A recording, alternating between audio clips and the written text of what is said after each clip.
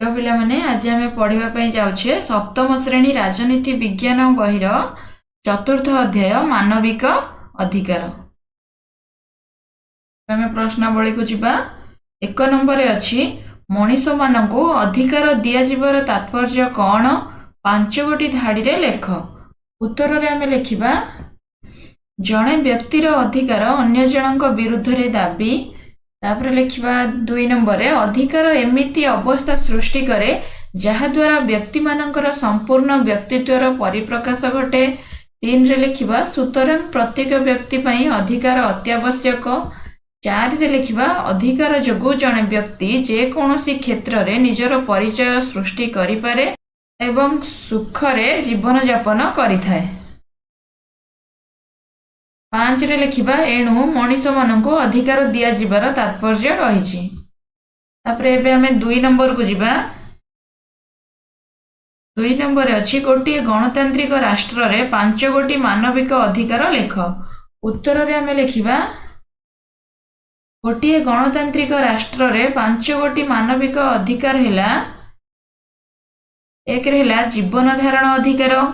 2 रे है आईन दृष्टि रे समस्ते समान। 3 रे है दासत्वर मुक्त हेबा अधिकार। 4 रे है जोर जबरदस्ती कहार को बंदी करा नजिबा। 5 रे होची भ्रमण करिवार स्वाधीनता इत्यादि। एबे हमर 2 नंबर सरिला। एबे हमें 3 नंबर को आसीबा। नारी माने पुरुष मानक परी अधिकार उपभोग करने पछरे 3 गोटी बलिष्ठ जुक्ति उपस्थापना कर। उत्तर रे आमे लिखिबा। 1 रे लिखिबा आजिर नारी अबला दुर्बला नुहे कारण सेमाने सबु क्षेत्र रे एबे पुरुष मानक ठारू आगरे अछंती। 2 रे लिखिबा नारी सकल शक्तिर आधार मातृशक्ति बिना सृष्टि रहिबो नाही। 3 रे लिखिबा हिंदू संस्कृति रे माँ को विशेष गुरुत्व दिया जाउछि। 3 नंबर एबे हमर सरिला। एबे हमें 4 नंबर को आसीबा।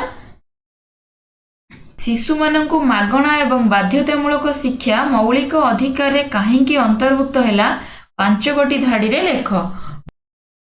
भारत भली गणतांत्रिक राष्ट्र रे साक्षरता हार एबे मध्य उत्साहजनक नुहे। 2 रे लिखिबा विभिन्न कारणरू मुख्यतः दारिद्र्य जोगु बहु शिशु स्कूल जाई पारंती नाही। एपटे देशर साक्षरता हार वृद्धि न पाइले गणतांत्रिक दुर्बल होई पड़िबो, जाति गठन रे बाधा सृष्टि हेबो। 3 रे लिखिबा 86तम संविधान संशोधन द्वारा 6 वर्षरू 14 वर्ष पर्यंत समस्त शिशु को मागणा एवं बाध्यतामूलक शिक्षण एक मौलिक अधिकार रूपे ग्रहण करा जायछि एवं शिशु मानकर शिक्षादान अभिभावक मानकर मौलिक कर्तव्य बोली भारतीय नागरिक मानकर कर्तव्य रे संशोधन द्वारा ग्रहण करा जायछि। 4 रे लिखिबा एतद् व्यतीत 14 वर्षरू कम पिलांकु खणी और कठिन काम रे नियुक्ति पाई मौलिक अधिकार रे निषेध करा जायछि। 5 रे लिखिबा ए सब को विचार को नहीं शिशु मानक पाई मागणा और बाध्यतामूलक शिक्षा को मौलिक अधिकार रे अंतर्भुक्त करा गला। एबे हमर 4 नंबर सरला। एबे हमें 5 नंबर को आसीबा। 5 नंबर कौन अच्छी क्यों स्वाधीनता संग्रामी नारी शिक्षार प्रसार और नारी मानकर अधिकार पाई स्वर उत्तोलन करथिले देखिबा। उत्तर रे अच्छी झांसी रानी लक्ष्मीबाई, विजयलक्ष्मी पंडित, सरोजिनी नायडू प्रभृति नारी शिक्षार प्रसार और नारी मानकर अधिकार पाई स्वर उत्तोलन करथिले। एबे हमर 5 नंबर सरला। एबे हमें 6 नंबर को आसीबा। केउं दिन सार्वजनीन मानविक अधिकार घोषणा करागला। उत्तर रे हमें लिखिबा 1948 मसीहा डिसेम्बर 10 तारिख दिन सार्वजनीन मानविक अधिकार घोषणा करागला। तापरे 7 नंबर एबे हमें लिखिबा। 7 नंबर लिखिबा शिशु मानक शिक्षा संपर्क रे केउं नुआ अधिकार संविधान संशोधन करी जोग करा जायछि। उत्तर रे हमें लिखिबा शिशु मानक शिक्षा संपर्क रे मागणा और बाध्यतामूलक प्राथमिक शिक्षा 2002 मसीहार 86तम संविधान संशोधन आईन धारा 21 क करी जोग करा जायछि। एबे हमें 8 नंबर को आसीबा।